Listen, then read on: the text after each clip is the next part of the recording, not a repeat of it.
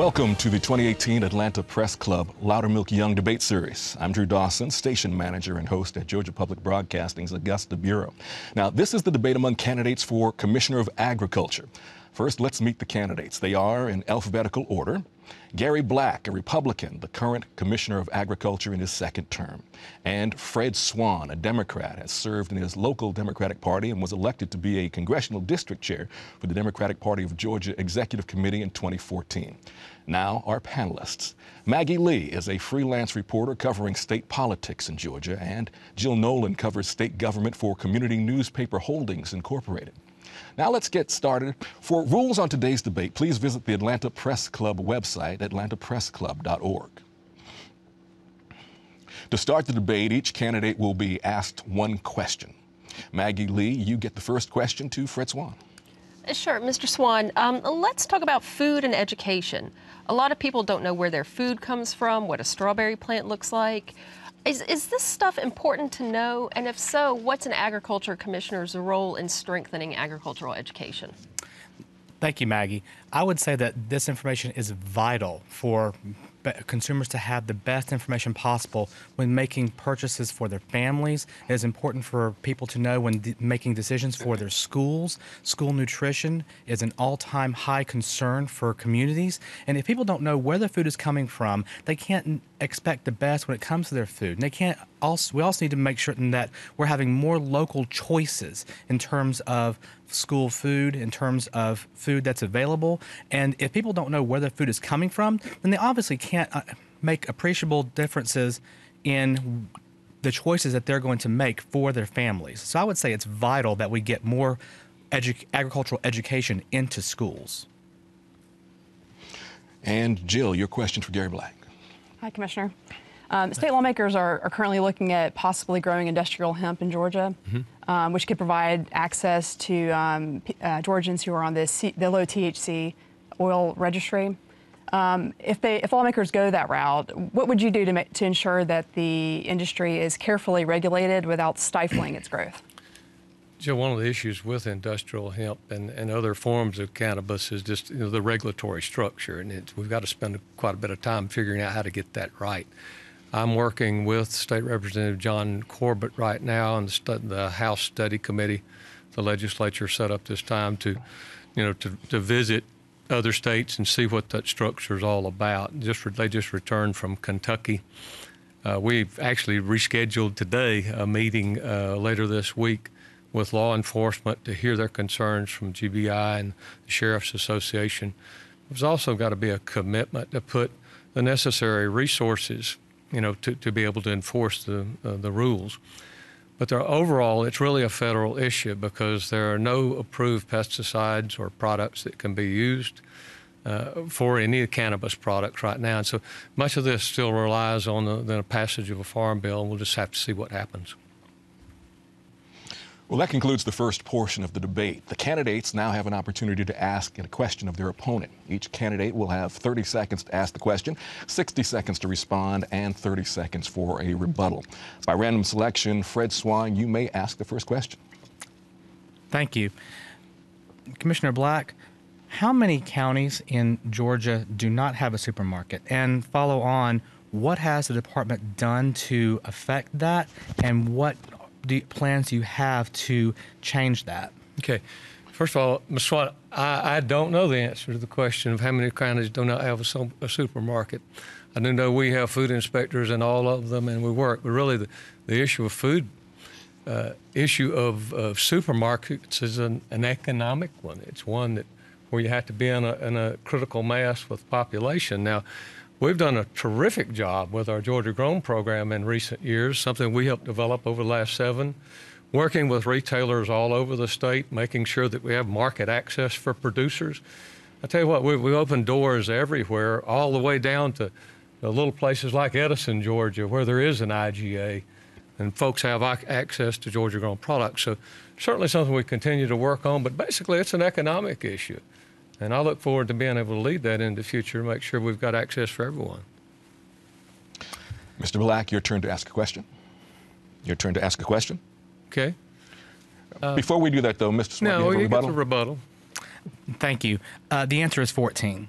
And I would say that while it is an economic issue, as you stated, it's also an issue of leadership and the ability to look for innovative ways to find solutions, work with the legislature, use the office's ability to lobby the legislature to find solutions that can be both market friendly and the ability to create sustainable products for so many communities that lack in the ability to find those solutions. Would you agree, though, that grocery stores have to exist in a place where they're able to stay open rather than the government propping them open? I would say that we can find innovative solutions such as tax abatement zones in areas where we know that a supermarket would be a public good. Do you know that's a Gentlemen, we need to move forward. Yeah, we need to that's move a local forward. issue. We need to move forward.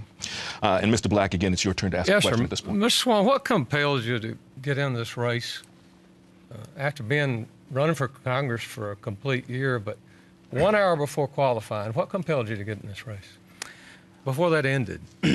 Sure. What compelled me to enter this race was the same thing that compelled me to enter the previous race, which was I sought to find ways for rural economic development. That's what compelled me to get in the congressional race in the first place. But then when I saw that there was no one running in this race, and quite frankly, the Department of Agriculture had failed to work on rural economic development issues, I decided it was time for someone to have a vision for economic development, to step in, work, and find solutions for our communities that involve the power of agriculture to work for everybody, not just for the select few. Well, you're wrong. And your rebuttal, sir? You're wrong, yes, because folks visit georgiagrown.com, you'll see 1,000 businesses using this brand that we helped develop 7 years ago, and it is the economic model really for the nation when it comes to agriculture. But the reason you got in this race is, I still think, is absolutely political. Your party came to you and convinced you to do that, to abandon running for Congress for a year. I really think it's important that you have an experienced person, someone that's actually qualified to do that job, and I look forward to the opportunity to serve Georgians this next 4 years. Well, that concludes our second round. For those who are just joining us, this is the debate between candidates for the Commissioner of Agriculture. We'll now go back to the panel to ask questions to the candidate of her choice until we run out of time. As a point of privilege, I may ask a question as well from time to time, and we'll determine when a rebuttal is appropriate. So let's get started. Jill Nolan, you get the first question in this round. Hi, I'd like to ask a question, Mr. Swan. Yes. You've said that you would revive the state's farmers markets as a way to increase access to locally grown food. That's correct. So I was wondering what you would do specifically to entice local growers to use those markets. Growers are looking for local markets to begin with. If you give them the markets, they will come. Part of the issue is that so many of our growers have to go so far just to get access to local markets or markets in general. And if you have something that is closer by to them and we provide them that space, they are going to use it. Well, I've been told by so many farmers, I just don't have the number of avenues in order to meet local needs. If I had more markets, if I had more supermarkets that took in locally sourced food, if I had more farmers markets, more pop-up markets, more small markets, I wouldn't have to travel so far, sometimes hundreds of miles, just to sell my goods and services. Honestly, this is a no-brainer, and this is something where we can actually implement something very cheaply that people working on the ground are already doing the job. We just need to give them the support that they need to get it done. Just to follow up, I wonder why you think they're not using it currently. Well, part of it is that the state farmers markets the booths are actually so expensive that if you're a small grower, you really can't get into that market. And so, quite frankly, you can't, if you're only bringing like a crate or two of goods or products, you really can't make your money off of that. You really need smaller pop-up markets in order to go ahead and be able to sell your wares. You can see that in the Macon State Farmers Market. Just visit it on any day and you'll see it's kind of a ghost town. Mr. Black, you'd like to respond to that? Yeah, I'd love to point out that for farmers coming to a Georgia State Farmers Market to stay one day, there's no cost for a stall. Come to Atlanta State Farmers Market, a farmer's stall, there's $6 a day. That cost is really not an issue. We do need more. I support having more pop-up markets. Matter of fact, we've helped facilitate through our Georgia Grown program and have many of those markets that are part of our promotional efforts. But it is all about Georgia continues to grow. We need more farmers markets, and I look forward to working to advance that. Maggie Lee, you have a question. Sure. To continue on the theme, I'd like to ask Commissioner Black. Of course, there's been an audit of Georgia's 9 state-run farmers markets. Most of them cost more to operate than they generate in revenue. Some of them can't attract vendors or visitors. You know, the agriculture market, as the auditor said, is different than it was 50 or 80 years ago. What do you do with those state-run farmers markets? What needs to happen? Well, Maggie, our system of markets was built 70 years ago, and they were built in different places at a different time in agriculture. Agriculture has changed, and our markets are actually huge hubs for distribution now, and they're terminal markets. We look forward to building on what we've got going on to Atlanta State Farmers Market now with a new building and probably 3 more, a couple of more that can meet the needs of the southeastern market. But it's important to point out our markets are actually way in a profitable situation. They return dollars to the state coffers. They're housed in various rural communities. That some were actually never meant to. They're meant to serve the community, and so we work with the legislature all the time. Continue to hope to do that in the future, and I think there's a future for them, but they're just different. There'll be terminal markets, and but will always be a place for Georgia grown farmers at every one of our state farmers markets. Thank you, Ms. Nolan. Your question. This question is for Commissioner Black. State lawmakers have spent the last few legislative sessions looking at how to revitalize rural Georgia. A lot of communities have watched their populations dwindle and the jobs dry up. As Ag Commissioner, what have you done to help strengthen those fragile economies? Thanks, Jill. One of the things the legislatures worked with us very closely with the Georgia Grown program and really dealt us in on this hand for rural development. We've just added a domestic manager for Georgia Grown, which will be working with rural businesses all over to advance the brand domestically here in the United States. We already have 15 trade missions planned between now and next July 1st. Also on the international side, to build the international aspect of the brand, we have a new manager there. He just returned from Jakarta, Indonesia. We have 7 more international trade missions planned between now and July that will link up Georgia Grown members, rural businesses from all over the state to have access to these markets. That's going to be a great job creator and to advance it for Georgia Grown families for sure for the next generation. Maggie, your question. Sure. And a question for Mr. Swan. Can you talk some about your professional background? It doesn't seem to touch on agriculture much. What do you say to people who are looking for someone with an agricultural background in this job? I would say that my background is in business and also in rural economic development, which is what the previous question touched on. Honestly, if we're looking for someone who has a huge technical background in agriculture and can answer a bunch of agricultural trivia questions, I mean, we should really be electing Google. But quite frankly, we're looking for someone who has a vision for Georgia's rural economy, someone who can see the power of agriculture in urban settings, someone who knows what we can do with agriculture and isn't just relying upon the settings of the past, but looking towards the 21st century, looking towards new technologies such as hydroponics, looking towards ways in which we can actually innovate agriculture so that it works for all Georgians. Thank you. Jill. This is a question for both of you. Lawmakers recently increased significantly the amount of money that goes toward promoting and marketing the Georgia Grown program. For Commissioner Black, what's the argument for using taxpayer dollars in this way? Well, first of all, it's important to have the staffing necessary to feed those programs. Now, where we started, there were no state dollars.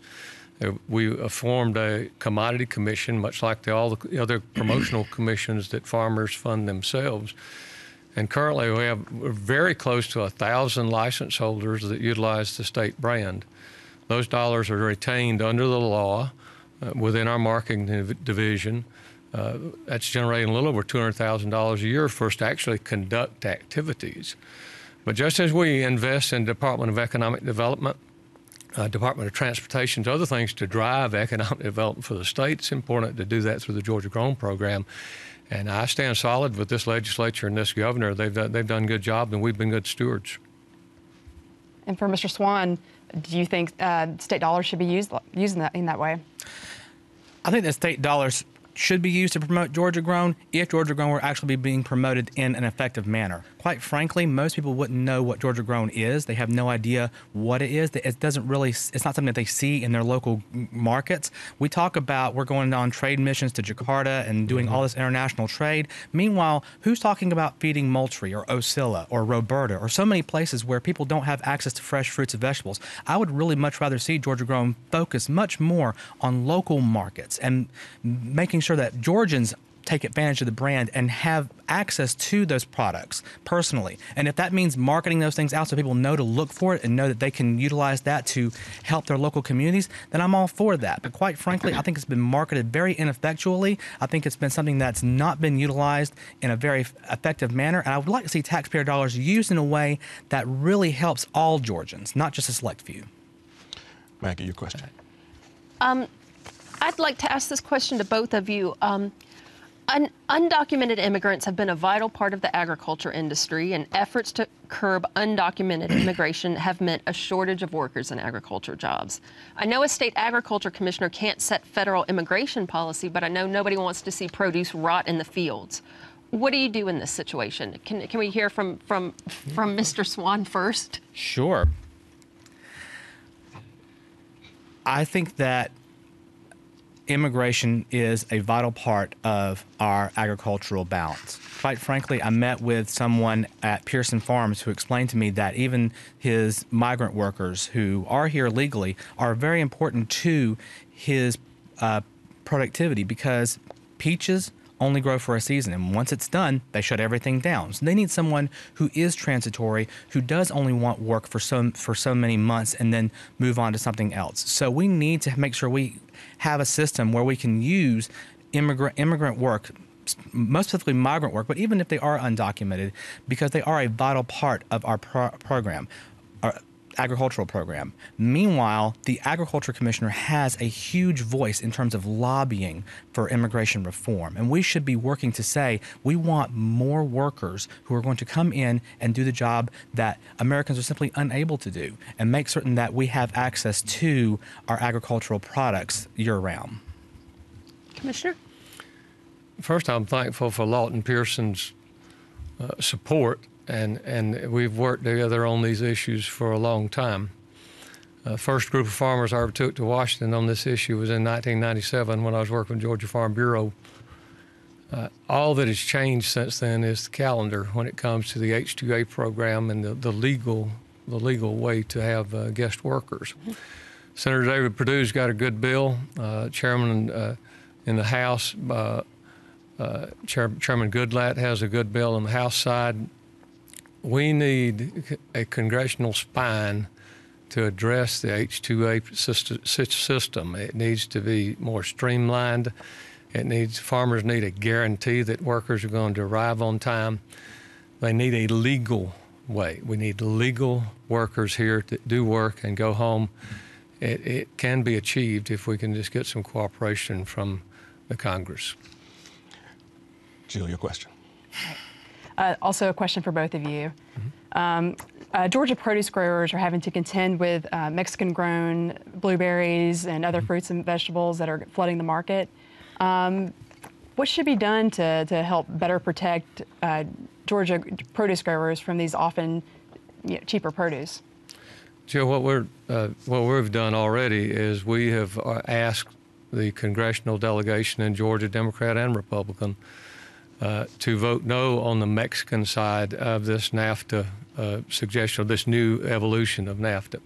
Current NAFTA does not work for fruit and vegetable growers. They've been in a steady decline in Florida, tomato and strawberry, and it's headed here with our leadership in blueberry.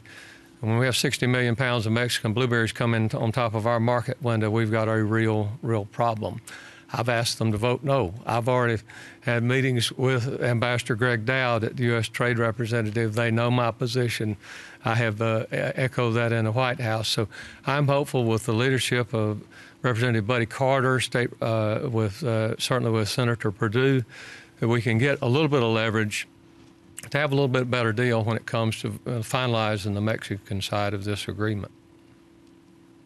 Mr. Swan? Certainly, trade is an issue that we have to deal with, but quite frankly, with the lapse of local markets, one of the issues that we have is that we don't have enough local markets for our growers to take advantage of. And so if we have more local markets, there would be more availability for them to take advantage of the consumers who would be utilizing these products.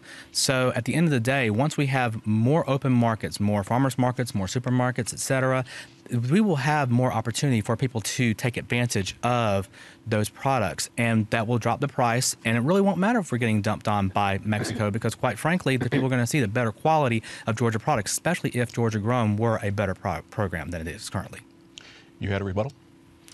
Yeah, this issue doesn't have anything to do with local markets. It has everything to do with whether the Mexican government is going to plant 2.5 million acres of fresh fruits and vegetables, quite frankly, with some support from Western growers out of California in order to steal our market. That's what this is all about. And we've got too much invested in agriculture here in the state for that to happen. And I'm going to lead in working with our growers all across this state to work on a congressional delegation. Hopefully we can have a resolution with the administration. Maggie. Sure. How about a question for Commissioner Black? We're seeing what appears to be an escalating trade war between the U.S. and China. A tariff on pecans, for example, means fewer international buyers will be lining up to pay high prices for them, though Georgia consumers may enjoy lower prices. Who do you see as the winners and losers here? And what's your message to Secretary of Agriculture Sonny Perdue when you're talking on the phone? Yeah, we've talked about it quite a bit, and one of our biggest problems with the China deal, first of all, our producers across the state are standing firm and believing that we'll be better when this is all over. But I tell you that for the short term, we've got some vulnerability. We do have a 47% tariff on pecan. Part of our problem with pecan is we've concentrated our portfolio. About 40% of our product is going to China, and that's been real good for us. But we've got to expand those markets, hence our recent trip to Indonesia and working with India and South Korea and other places that we have planned. But the message is that China has been cheating. China's retaliatory actions are illegal, and we must make a stand. Our producers believe that it is time to make a stand, and we'll endure this together. We've got to expand markets, and we look forward to working with Secretary Perdue to find some of these solutions, and I'm certain it's going to happen. You have a rebuttal, sir.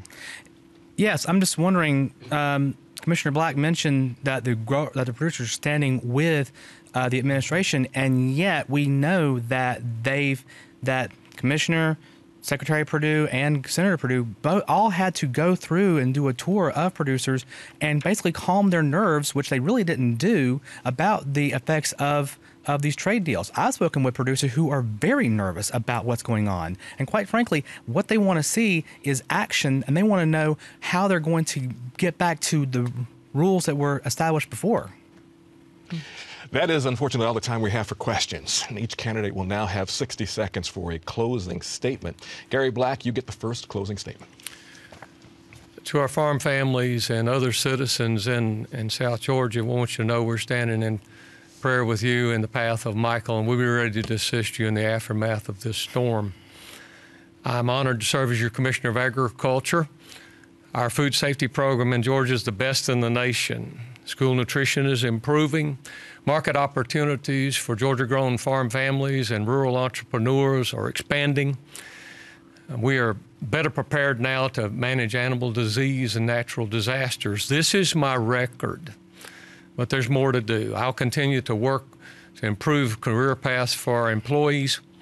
We'll establish an international presence for Georgia Grown, and I'll always govern with conservative values. I'm Gary Black. I'd be honored to earn your vote in earning advance voting, early voting, or on election day.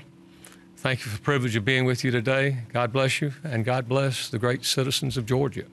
And Mr. Swan, your turn.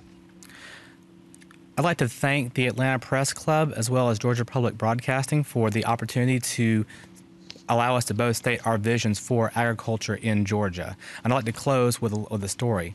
I was in Columbus at a campaign event, and a woman came up to me, tears in her eyes, wanted to tell me the story about how her family had to sell the farm that she grew up on. And this is not a story that is uncommon throughout Georgia. Quite frankly, she lost her home due to the encroachment of big ag corporations, making it difficult for her family to maintain.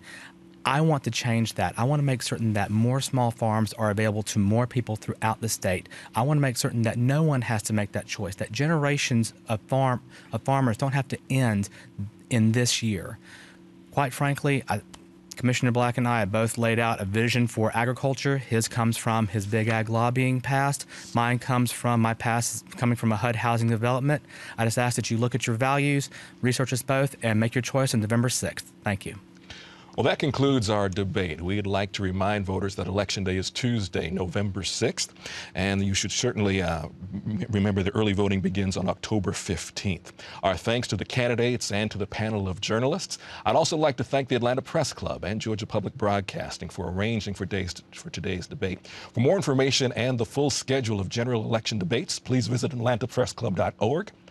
This debate will be archived and they're on Georgia Public Broadcasting's website, gpb.org. Thanks for joining us. I'm Drew Dawson. We appreciate you being here.